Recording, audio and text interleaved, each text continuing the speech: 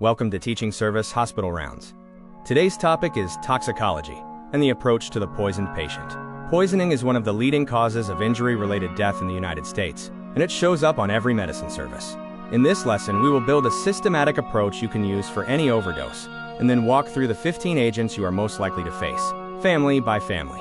Along the way, we will follow one case from the emergency department to the final plan. Let's get started. Here is our patient. You are called to see a 24-year-old woman brought in by her roommate. She was found on the couch, drowsy and confused, 6 hours after she was last seen feeling fine. On the floor next to her are 2 empty bottles, one of acetaminophen and one the roommate only knows as something for sleep. The roommate is scared, and so is your intern. Overdose cases feel chaotic, but they reward structure more than almost anything else we do. By the end of this video, you will know exactly how to work through this patient, step by step. Keep her in mind as we go. Here is what you will be able to do by the end of this lesson. First, stabilize any poisoned patient with a structured first 5 minutes. Second, recognize the classic toxidromes at the bedside. Third, use the anion gap and the osmolar gap to narrow an unknown ingestion. Fourth, read the electrocardiogram for sodium-channel and potassium-channel toxicity. Fifth, decide who gets charcoal, who gets dialysis, and who gets an antidote. And finally, match each of the 15 major toxins to its specific treatment, and avoid the classic pitfalls that hurt patients. That is a full agenda, so let's dive in. Let's take the history together. Our patient was last seen 6 hours ago. The roommate found her drowsy on the couch, and she vomited once on the way in. She admits she took the pills after a breakup, but she is vague about how many and when. Her past history includes depression. She takes sertraline, and she often buys over-the-counter medicines. She drinks alcohol occasionally, and has no other medical problems. 2 teaching points here. Overdose histories are unreliable, so treat the reported dose and time as estimates, and assume the worst case. And always ask what medicines live in the house, not just what the patient takes. Now the exam. Her heart rate is 110, blood pressure 100/60, respiratory rate 22, temperature normal, oxygen saturation 99% on room air. She is drowsy but arousable, and oriented when you wake her. Pupils are mid-sized and reactive. Her mouth is dry. There is mild epigastric tenderness, and the rest of the exam is unremarkable. Here is the key point. Nothing about this exam screams a single toxidrome. Early poisoning is often bland, and a quiet exam never rules out a dangerous ingestion. The most lethal overdoses, like acetaminophen, can look almost normal at hour 6. Before any detective work, stabilize. Airway, breathing, circulation in that order. Check a fingerstick glucose immediately, because hypoglycemia is the great imitator in any altered patient. If the pupils are small and the breathing is slow, give naloxone. If there is any concern for alcohol use or malnutrition, give thiamine along with dextrose. Get intravenous access, put the patient on a monitor, and order an electrocardiogram early. Secure the airway if the patient cannot protect it. The theme is simple. Treat the patient, not the poison. Most poisoned patients survive with excellent supportive care, even when the toxin is never identified. A toxidrome is a cluster of vital signs and exam findings that points to a class of toxin. Start with the 2 agitated ones. The sympathomimetic toxidrome, from agents like cocaine and amphetamines, gives agitation, large pupils, fast heart rate, high blood pressure, and drenching sweat. The anticholinergic toxidrome, from agents like diphenhydramine and Tricyclics, looks similar at a glance, with delirium, large pupils, and tachycardia. The separator is the skin. Sympathomimetic patients are hot and wet. Anticholinergic patients are hot and dry, with flushed skin, urinary retention, and absent bowel sounds. Remember the classic line, dry as a bone, red as a beet, mad as a hatter. Now the quiet toxidromes. The opioid toxidrome is the deadly triad of coma, pinpoint pupils, and slow, shallow breathing. The sedative hypnotic toxidrome, from benzodiazepines and alcohol, gives sleepiness and ataxia, but the pupils and vital signs are often near normal. Depressed breathing with normal pupils should make you think sedatives rather than opioids. Finally, the cholinergic toxidrome, from organophosphate pesticides, is the wettest patient you will ever see. Salivation, tearing, urination, diarrhea, vomiting, and small pupils. We will come back to it in detail later. Fix the vital signs first, then let the toxidrome steer your differential. Every intentional overdose gets the same core panel, no matter what the patient reports. An acetaminophen level and a salicylate level, because both are common, silent early, and completely treatable. A fingerstick glucose. A basic metabolic panel to calculate the anion gap, an electrocardiogram, and a pregnancy test in women of childbearing age. Add an ethanol level and liver tests when the story suggests them. What about the urine drug screen? Use it with caution. It rarely changes acute management. False results are common. and a positive may reflect use from days ago. The acetaminophen level is the one test you must never skip. The anion gap is your chemistry flashlight. Calculated as sodium minus chloride minus bicarbonate. Normal is roughly 8 to 12. A high anion gap metabolic acidosis in a poison patient has a short and famous differential. Think of methanol and ethylene glycol, salicylates, iron and isoniazid, and any toxin that drives up lactate, like cyanide or carbon monoxide. Then add the medical causes, ketoacidosis, uremia, and lactic acidosis from shock. A widening gap on repeat labs matters just as much as the first value, so recheck it. In our patient, the first panel shows a normal gap. That is reassuring, but early on, the gap can still be closed. The osmolar gap finds what the anion gap misses. Calculate the expected osmolality as 2 times sodium plus glucose divided by 18, plus blood urea nitrogen divided by 2.8, plus ethanol divided by 4.6. Subtract it from the measured osmolality. A gap above 10 suggests an unmeasured small molecule, usually a toxic alcohol. Now put the two gaps together, as this grid shows. A high osmolar gap with a high anion gap points to methanol or ethylene glycol. A high osmolar gap with no acidosis points to isopropanol, or a very early ingestion. And a late presentation can show a huge anion gap with a near-normal osmolar gap, because the parent alcohol is already gone. The electrocardiogram is a toxicology test. Look for 3 patterns. First, a wide QRS complex over 100 milliseconds means sodium channel blockade until proven otherwise. Think Tricyclics, but also cocaine, diphenhydramine, and propranolol. A tall terminal R wave in lead of VR is the same warning. Second, a long QT interval sets the stage for torsades de pointe, and dozens of drugs can cause it. Third, bradycardia, with heart block points to the cardiac depressants, calcium channel blockers, beta blockers, and digoxin. Our patient's tracing shows sinus tachycardia with normal intervals. File that away, because it will matter when her mystery sleep aid is revealed. Can we stop absorption? Activated charcoal, 1 gram per kilogram, is the main tool. It works best within 1 to 2 hours of ingestion, in a patient who is awake, cooperative, and protecting the airway. Charcoal does not bind metals like iron and lithium, and it does not bind alcohols. It is dangerous in caustics and hydrocarbons. A drowsy patient who may need intubation is not a charcoal candidate, because aspirated charcoal is devastating. Gastric lavage, the old stomach pump, is essentially gone from modern practice. Whole bowel irrigation keeps a niche for sustained release tablets, iron, and body packers. Our patient is 6 hours out and drowsy, so we skip decontamination entirely. Once a toxin is absorbed, can we pull it back out? 2 tools matter on the wards. First, urinary alkalinization. A sodium bicarbonate infusion traps salicylate in the urine and speeds its clearance. Second, hemodialysis. Dialyzable toxins are small, water-soluble, and not highly protein-bound. The classic list is salicylates, lithium, methanol, ethylene glycol, and theophylline, with massive acetaminophen as a rare addition. International guidance from the Extracorporeal Treatments in Poisoning Workgroup, known as EXTRIP, defines the thresholds we will quote for each drug. When in doubt, involve nephrology early, because arranging dialysis always takes longer than you hope. Antidotes are the glamour of toxicology, but they are a short list, and you have just seen the workup that actually saves lives. N-acetylcysteine for acetaminophen, naloxone for opioids, fomepizole for the toxic alcohols, antibody fragments for digoxin, hydroxycobalamin for cyanide, and atropine with pralidoxime for organophosphates. We will take each one in turn. One resource outranks them all: the Regional Poison Center. In the United States, call 1-800-222-1222. It is staffed around the clock, it is free, and calling early is a sign of strength, not weakness. Document the recommendations in the chart. Family 1, the analgesics, and first, acetaminophen.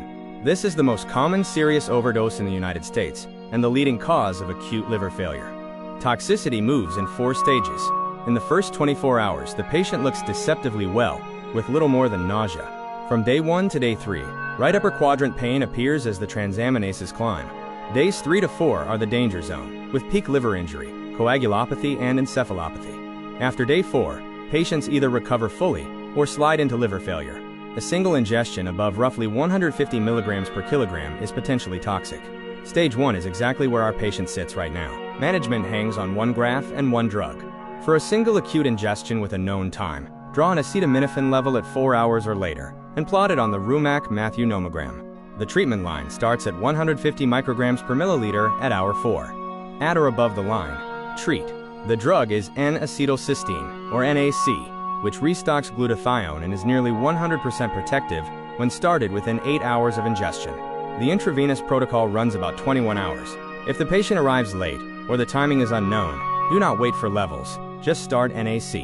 For massive ingestions with coma and acidosis, involve the poison center and consider hemodialysis. The second analgesic family member is salicylate, aspirin and its relatives, including oil of wintergreen, which is nearly pure methyl salicylate. The classic early triad is ringing in the ears, nausea, and hyperventilation. Salicylate directly stimulates the respiratory center, so patients blow off carbon dioxide and develop respiratory alkalosis. At the same time, it uncouples cellular metabolism, producing an anion gap metabolic acidosis. That mixed picture is the fingerprint of salicylate poisoning. Severe cases add fever, delirium, pulmonary edema, and cerebral edema. And remember chronic toxicity in older adults on daily aspirin. It is subtle, it mimics sepsis or delirium, and it is often missed. Salicylate management has 3 moves and 1 trap. Move 1. Volume. These patients are profoundly dry, so give intravenous fluids. Move 2. Alkalinize. A sodium bicarbonate infusion raises the serum and urine pH, trapping salicylate in the urine and speeding elimination. Target a urine pH near 8 and keep the potassium replaced, because hypokalemia defeats alkalinization. Move 3. Dialyze. Hemodialysis is indicated around a level of 100 mg per deciliter in acute poisoning, or for altered mental status, pulmonary edema, kidney failure, or deterioration. The trap is intubation. Positive pressure removes the compensatory hyperventilation, and the pH can crash. Avoid it when possible. Family 2. The central nervous system depressants. First, opioids. The triad is coma, pinpoint pupils, and slow, shallow breathing. And the killer is hypoventilation. The antidote is naloxone. In a patient who is breathing inadequately, start low, around 0.04 to 0.4 milligrams intravenously, and titrate every 2 to 3 minutes. The goal is adequate breathing, not full wakefulness, because fully reversing an opioid-dependent patient precipitates violent withdrawal. Naloxone lasts 30 to 90 minutes, shorter than most opioids, so patients can resedate as it wears off. Long-acting agents like methadone may need a naloxone infusion, and always need observation. The second depressant class is the benzodiazepines. Pure benzodiazepine overdose looks like deep sleep. The patient is drowsy or unresponsive with ataxia, but the pupils are normal, and the vital signs are usually preserved. Isolated oral ingestions in adults are rarely fatal. The danger is combination: benzodiazepines plus opioids or alcohol. Treatment is supportive care and airway protection. Now the trap. Flumazenil is a benzodiazepine antagonist, but in an unknown overdose, it is not recommended.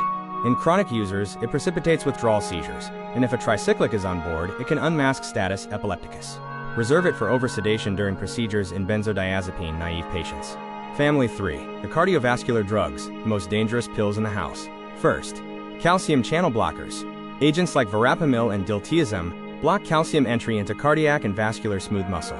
The result is profound bradycardia, atrioventricular block, hypotension, and eventually, cardiogenic shock. Here is the bedside clue. These patients are often awake and talking with a systolic pressure of 60 because the brain is spared early. And check the glucose. Calcium channel blockers block insulin release, so they cause hyperglycemia. An unexplained sugar of 300 in a bradycardic, hypotensive patient is a calcium channel blocker overdose until proven otherwise. Calcium channel blocker overdose is managed in layers, and you will use them all. Start with careful intravenous fluids and intravenous calcium to overwhelm the blocked channels. Add a vasopressor early, usually norepinephrine. The centerpiece is high-dose insulin, sometimes called hyperinsulinemic euglycemia. 1 unit per kilogram as a bolus, then an infusion, with dextrose and potassium monitoring. Insulin is a true inotrope in this poisoning, and the doses run far beyond anything you use in diabetes. Refractory cases add intravenous lipid emulsion, pacing attempts, and mechanical circulatory support. This is the moment to call the poison center and the intensive care unit together. Beta blockers look like calcium channel blockers at the bedside: bradycardia, block, and hypotension, with 2 separators. Beta blockade drops the glucose, so think beta blocker when the sugar is low, especially in children. And lipophilic agents like propranolol cross into the brain, causing seizures, and block sodium channels, widening the QRS. Management overlaps heavily. Fluids, calcium, vasopressors, and high-dose insulin all apply. The signature antidote is glucagon, 3 to 10 milligrams intravenously, which bypasses the blocked beta receptor to raise cyclic AMP. Expect vomiting after glucagon. For propranolol with a wide QRS, add sodium bicarbonate. For sotalol, watch the QT and give magnesium. The last cardiovascular drug is digoxin. Toxicity is either acute, from one large ingestion, or chronic, from a stable dose plus failing kidneys or dehydration. Symptoms are nausea, vomiting, confusion, and the famous visual change, xanthopsia, a yellow tint to vision. Digoxin poisons the sodium-potassium pump, so almost any arrhythmia can appear. The classics are frequent ectopy, atrial tachycardia with block, and bidirectional ventricular tachycardia. Draw a level, but interpret it with care. A level drawn within 6 hours of the last dose reads falsely high before distribution finishes. In acute poisoning, the potassium is the prognostic marker. A rising potassium means the pumps are failing body-wide. Digoxin has a true antidote. Digoxin-specific antibody fragments, known by brand names like Digifab, give them for life-threatening dysrhythmias, for hyperkalemia above about 5 in acute poisoning, or for shock and end organ injury. In chronic toxicity, correct the triggers gently. Replace potassium and magnesium when they are low, because hypokalemia tightens digoxin binding, and treat the kidney injury. Lidocaine remains an option for ventricular arrhythmias while the antibody takes effect. Avoid electrical cardioversion when possible, because the poisoned myocardium is irritable. Reserve it for arrest rhythms.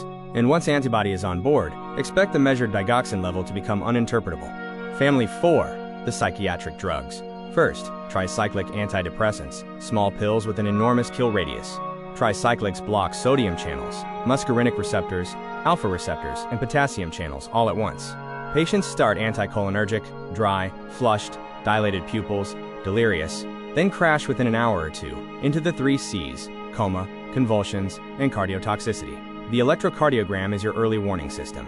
AQRS beyond 100 milliseconds predicts seizures.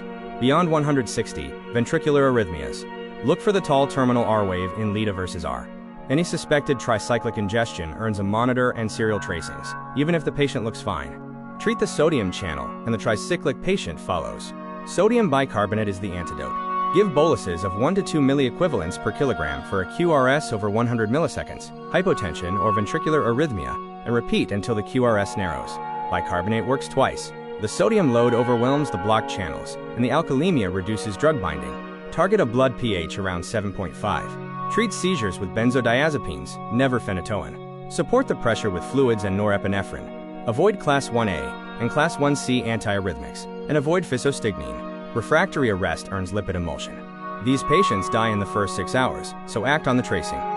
The second psychiatric drug is lithium. Think of it as 2 different poisonings. Acute overdose causes dramatic vomiting and diarrhea before the brain is touched. Chronic accumulation, the more common and more dangerous form, happens when a stable dose meets dehydration, kidney injury, or a new drug, like a non-steroidal, a thiazide, or an ACE inhibitor. Neurotoxicity is the hallmark. Coarse tremor, hyperreflexia, clonus, ataxia, confusion, and at the extreme, seizures.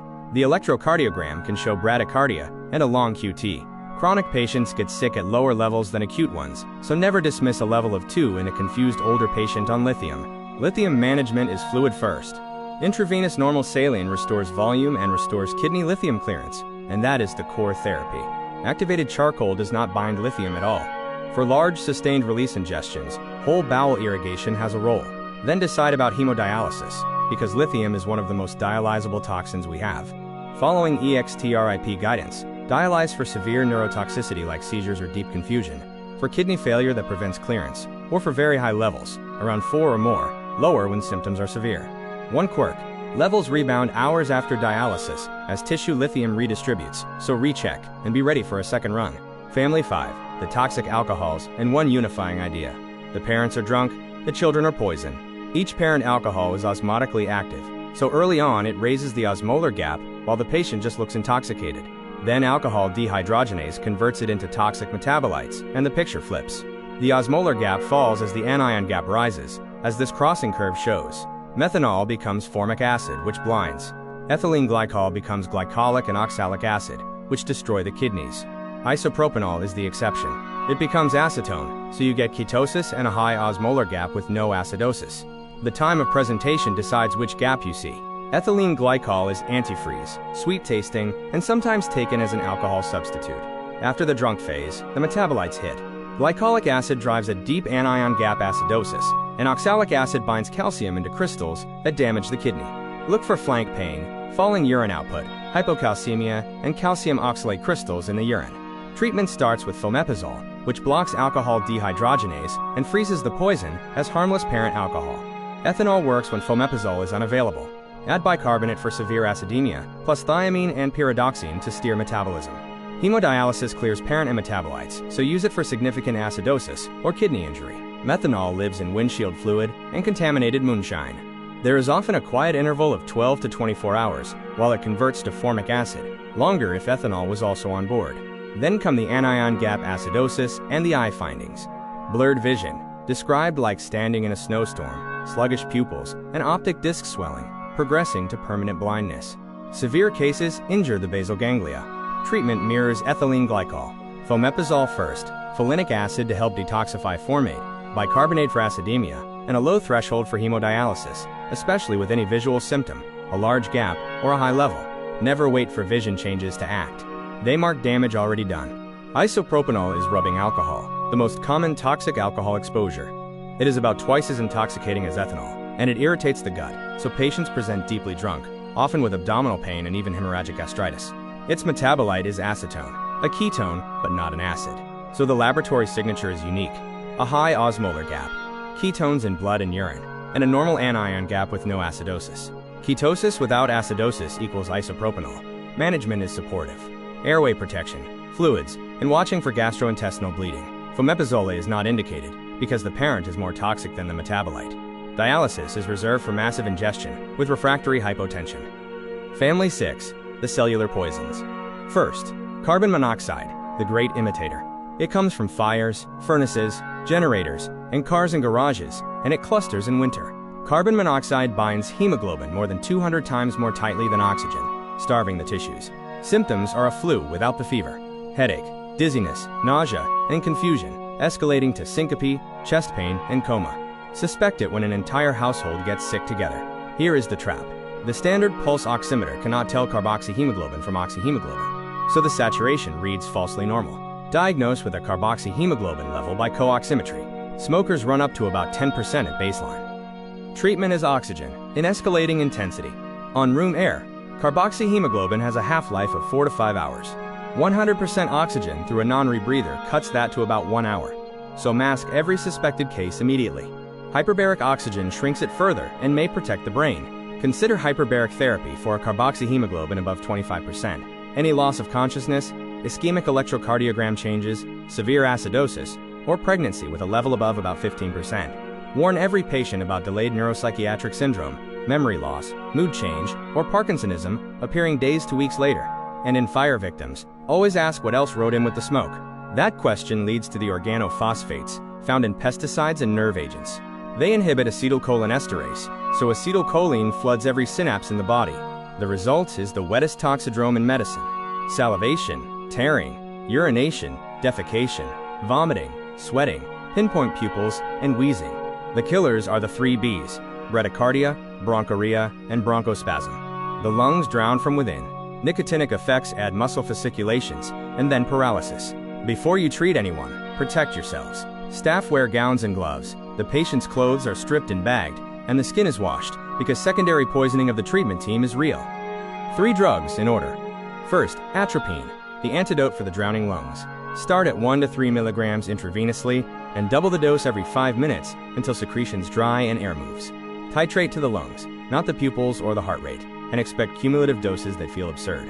Second, pralidoxime, which reactivates the poisoned enzyme if it is given before the bond ages, so start it early, alongside atropine. Third, benzodiazepines for seizures and agitation. If you intubate, avoid succinylcholine, because the same enzyme family clears it, and paralysis lasts for hours. And watch for the intermediate syndrome, respiratory muscle weakness returning 1 to 4 days later. The last agent is cyanide. Think of it in industrial exposures, in prolonged nitroprusside infusions, and above all, in-house fire victims, because burning plastics and wool release it. Cyanide blocks cytochrome oxidase, so the cells cannot use oxygen at all. Onset is minutes. Coma, seizures, hypotension, and a profound lactic acidosis. A fire victim with coma and a lactate above 10 should be treated as cyanide poisoning. Do not wait for confirmation, because no rapid test exists. The antidote is hydroxycobalamin, which binds cyanide to form vitamin B12 and turns the urine wine red. Sodium thiosulfate is a useful partner. Avoid the old nitrite kits in smoke inhalation. They add methemoglobin to a patient already starved of oxygen. Back to our patient. Her labs returned. The acetaminophen level is 180 micrograms per milliliter at 6 hours, well above the treatment line. Salicylate is negative, the anion gap is normal, and the electrocardiogram intervals are normal. The mystery sleep aid turns out to be diphenhydramine, which explains the dry mouth and the mild tachycardia, her touch of anticholinergic toxidrome. We start intravenous N-acetylcysteine within the 8-hour window, run the 21-hour protocol, trend the transaminases, and consult psychiatry before discharge. She recovers fully. Notice how the system carried us. Screening levels caught a silent, lethal ingestion, and the toxidrome explained the exam. 6 pitfalls that hurt real patients. 1. Skipping the acetaminophen level. The deadliest overdose is the quietest early. 2. Casually intubating the salicylate patient. Losing their hyperventilation can be fatal, so if you must intubate, match the minute ventilation. 3. Trusting the pulse oximeter and carbon monoxide. It lies. 4. Giving flumazenil in an unknown overdose. 5. Treating the potassium number instead of the patient in acute digoxin toxicity. Hyperkalemia there means antibody fragments. 6. Missing the whole household with the winter flu. That is carbon monoxide, until proven otherwise. Every one of these is avoidable with the systematic approach. Let's land the plane. Every poisoned patient gets the same spine. Stabilize first. Airway, breathing, circulation, and glucose. Read the bedside for a toxidrome. Screen everyone. Acetaminophen, salicylate, an electrocardiogram, and the 2 gaps. Decontaminate the rare right patient, and know who dialysis can save. Then reach for the specific antidote. N-acetylcysteine, naloxone, fomepizole, antibody fragments, glucagon, high-dose insulin, hydroxycobalamin, and atropine with pralidoxime. And call the poison center early at 1-800-222-1222. Master this framework, and no ingestion, named or nameless, will rattle you on call. The teaching in this video reflects standard toxicology references and guidance, including Goldfrank's Toxicologic Emergencies, the EXTRIP Workgroup recommendations on extracorporeal treatment and poisoning, the American Heart Association guidance on life-threatening toxicity due to poisoning, and major journal reviews of critical care toxicology and the toxic alcohols. Thank you for rounding with me today. I hope this framework serves you on your very next call night. I will see you in the next lesson.